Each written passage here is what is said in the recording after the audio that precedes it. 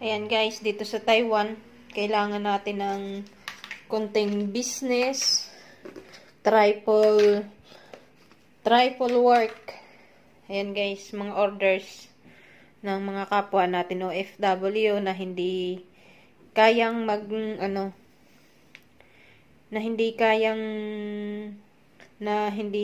magluto agad-agad. Yan guys, ito ang lunch nila. And then may ko dun.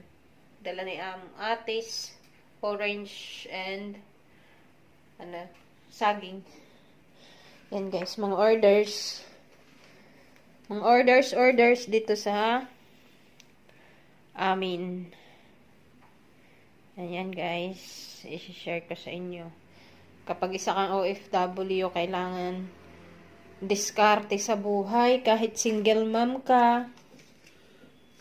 Ayan guys, thank you so much for watching and see you sa next video.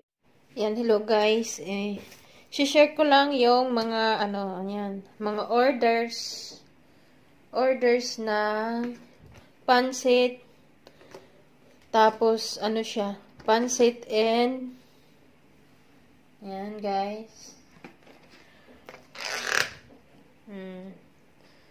Pansit, lahat may yan. Mga orders.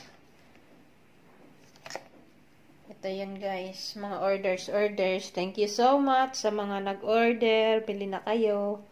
Order na kayo dito.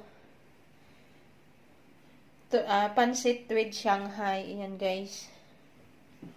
Ang orders.